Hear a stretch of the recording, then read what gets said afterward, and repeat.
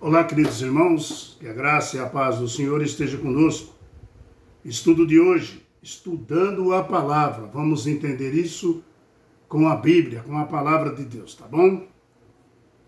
Quero agradecer o povo do Japão, o povo dos Estados Unidos, o povo da capital do Nordeste, daqui do meu país, de onde eu estou falando, pessoal da França, de Portugal, também lá da Alemanha, né, que manda sempre alguns inscritos. Que Deus abençoe a todos, Estados Unidos também, né, Portugal, que nem eu falei, né, que Deus abençoe a todos, tá? E também todas as pessoas da capital do Nordeste, daqui do meu país, tá bom? Vamos orar e agradecer a Deus pelo esse estudo, estudando a palavra. Vamos entender isso daqui, mas primeiro vamos agradecer a Deus pelo dia e pelo maná, o pão de cada dia que Ele nos deu. Senhor nosso Deus, nós te agradecemos imensamente por mais um dia de vida, pela tua bondade. Obrigado, Senhor, pelos estudos das tuas santas palavras, abrindo nossa mente e nosso coração com o poder do Espírito Santo, nos mostrando o caminho da verdade. Senhor nosso Deus, toma conta dos meus irmãos, aonde estiverem, minhas irmãs. Fortalece as pessoas que estão nos hospitais neste momento, precisando de cirurgia, outros que já fizeram cirurgia. Que a tua graça seja derramada sobre teus filhos e tuas filhas. Nós te agradecemos não só pelo dia, mas pelo maná, o pão de cada dia que o Senhor nos deu hoje. Em nome de Jesus Cristo, amém. Muito bem, estudo, né? Estudando a palavra. Queridos, vamos falar aqui dos adventistas do sétimo dia, né? Eles devem muito a um homem chamado historiador da Bíblia, Guilherme Miller. Muito falado, Guilherme Miller. Eles devem muito pela compreensão que tem das profecias. Guilherme Miller foi um historiador ali das profecias. Embora, né, o entendimento de Miller, né, sobre algumas passagens, como no livro de Daniel 8,14, não fosse uma compreensão perfeita de Guilherme Miller ali, porque ele não entendia o santuário celestial, tá? Por isso, ele se enganou na interpretação de Daniel 8,14.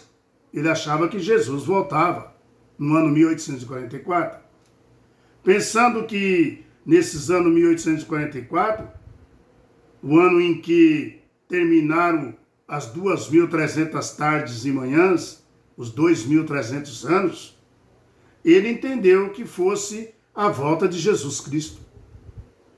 Normal, né, para uma pessoa que está estudando, historiando a Bíblia, né? Talvez Deus queria até que acontecesse isso aí mesmo, para criar um movimento mais forte, quem nem criou. Mas ele entendeu as profecias também. Uma coisa ele entendeu, as profecias das 2.300 tardes e manhãs, os 2.300 anos, e toda a contagem do tempo que começou ali, que foi no ano 457 antes de Cristo e terminou no ano 1844, Guilherme Miller entendeu tudo isso. Só que ele achava que no ano 1844 Jesus voltava. Não foi isso que aconteceu, porque ele não entendia sobre o santuário celestial, tá? Até aqui ele estava correto, Guilherme Miller, mas ele não entendeu a expressão da purificação do santuário que está escrito na Bíblia, que aplica-se à purificação do santuário celestial ali. Assim como o santuário da terra tinha o dia da purificação, que nem está escrito na Bíblia, que era no dia 10 do 7º mês do ano, de ano em ano que fazia isso, tá? Assim, o santuário celestial também tem um dia da purificação, que começou ali no ano 1844 para cá. Deus não revela todas as verdades, sabia? A uma só pessoa. Deus não faz isso. E de uma só vez também. A revelação divina, meu irmão, ela é progressiva. Ela vai andando devagarzinho, ela vai andando, vai mostrando. Deus não revela tudo de uma vez e para só uma pessoa. Assim, nós hoje estamos entendendo melhor do que ontem, sabia? Dessa forma. Bendito seja Deus, né, meu irmão? Bendito seja Deus, que diariamente está revelando mais e mais a palavra dele. Bendito seja Deus. Vamos ver Mateus 5:18. Mateus 5:18. Vamos ver aqui. Abra sua Bíblia em Mateus 5:18. A minha já está aberta, Mateus 5:18. Vamos dar uma olhada aqui, Mateus 5:18. Está assim. Porque, em verdade, eu vos digo, até que o céu e a terra passem, nem um i ou um tio jamais passará da lei, até que tudo se cumpra. Você está vendo? Veja que tudo que foi profetizado do Antigo Testamento, né?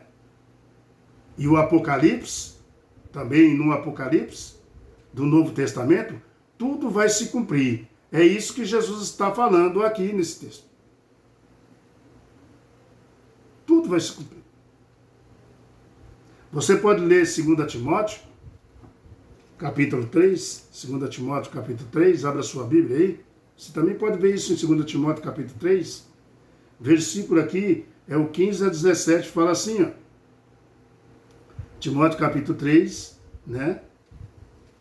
Timóteo 3, fala assim: para que se eu tardar, fiqueis cientes de como se deve proceder na casa de Deus, que é a igreja do Deus vivo, coluna e baluarte da verdade.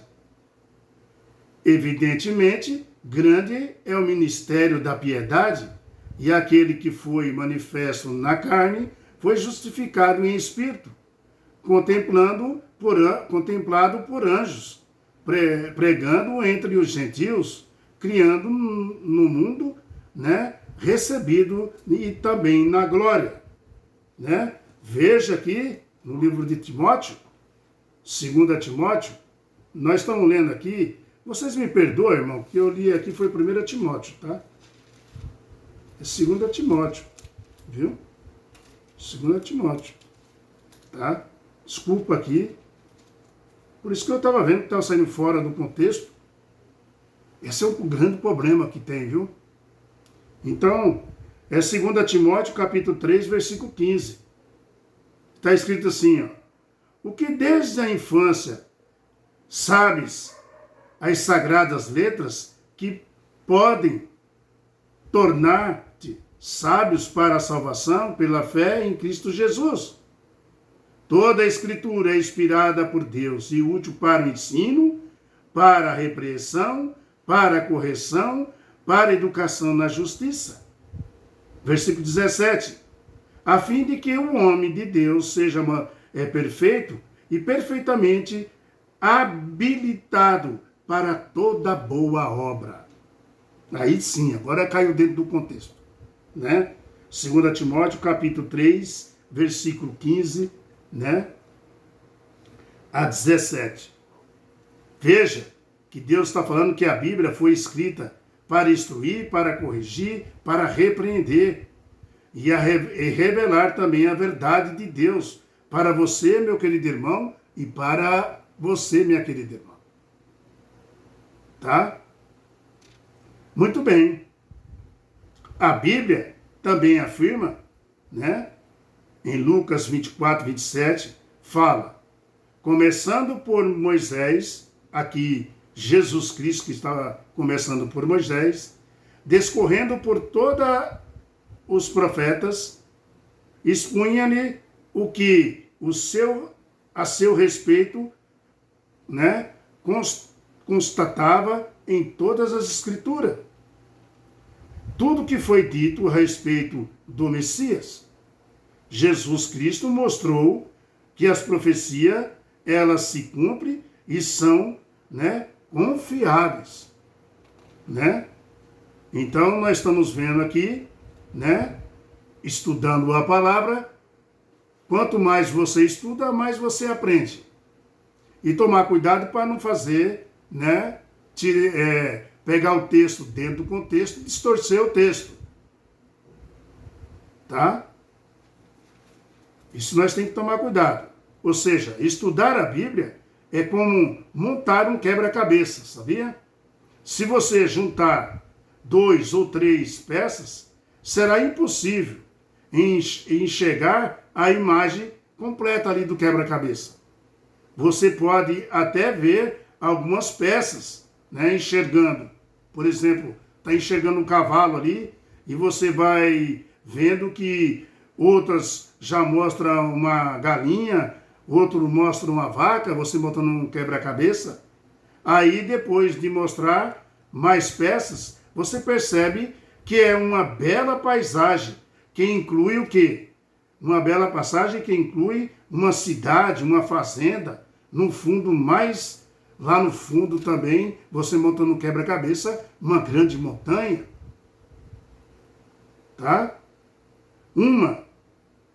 Umas das principais razões que muitos não compreendem a Bíblia é que eles, os tratam como uma coleção de ditados soltos ou provérbios que pode ser usado, em citações específicas. Alguns já recolhem a guias para encontrar, tem pessoas que vão aos guias, para encontrar versos da Bíblia, para auxílio dele. Muitos lêem a Bíblia tirando o texto do seu contexto. Queridos, por isso, livros de profecias precisam ser atualizados frequentemente, viu? Há necessidade disso. Porque era quando os eventos que predizem acerca dessas perdições. O importante é não tirar o texto fora do contexto. Essa que é a verdade. Meu querido irmão e minha querida irmã, a Bíblia não só contradiz quando Deus diz que o sábado é um dia santo e abençoado para descanso. Amados, as verdades faladas por Deus não podem ser controversas. Não pode. Porque aqui em Efésios 2, versículo 15, não está falando da lei dos 10 mandamentos. Tá? Não está falando da lei dos 10 mandamentos. E também não está falando do sábado do 7º dia. O sábado, o 7º dia da semana, que é a lei cerimonial que separava os judeus dos gentios. Deus derrubou as leis cerimoniais e fez dos 2 povos um só povo. Tá? O Israel espiritual do Novo Testamento. Quando o Espírito Santo nos guia com o estudo da Bíblia, aí vamos entender a revelação progressiva de Deus. E vamos também perceber que a Bíblia não só contradiz, a Bíblia não só contradiz, a Bíblia é o contrário, se completa.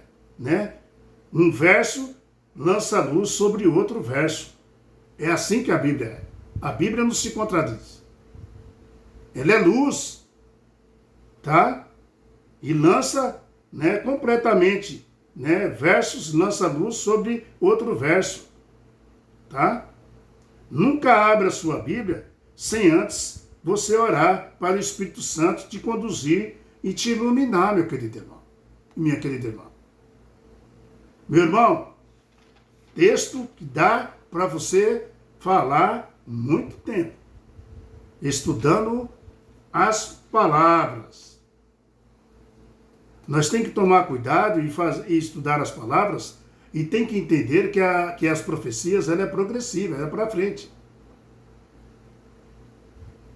Lembra que Deus falou para Daniel? Não é para o teu tempo, Daniel, é para o tempo do fim. É para ir para frente, para frente. É do profeta para frente.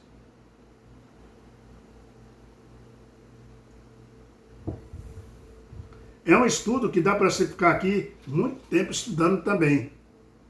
Entendeu? Próximo estudo. Literal ou simbólico? Vamos ver isso na Bíblia, né? É literal ou simbólico?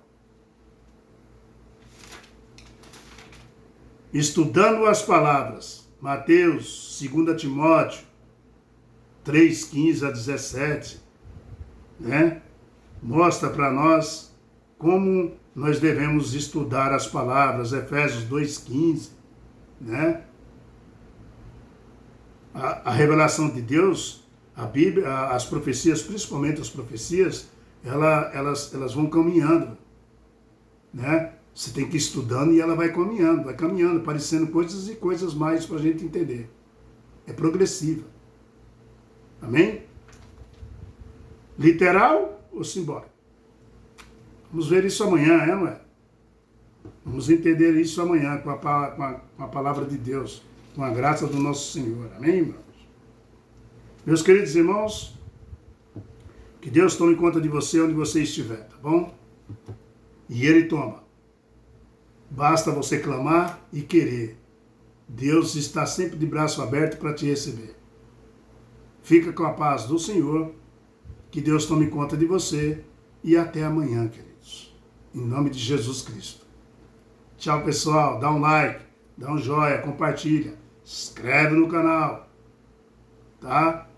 Toca no sininho aí que é para ter mais conteúdos. Tá bom? Fica com a paz do Senhor.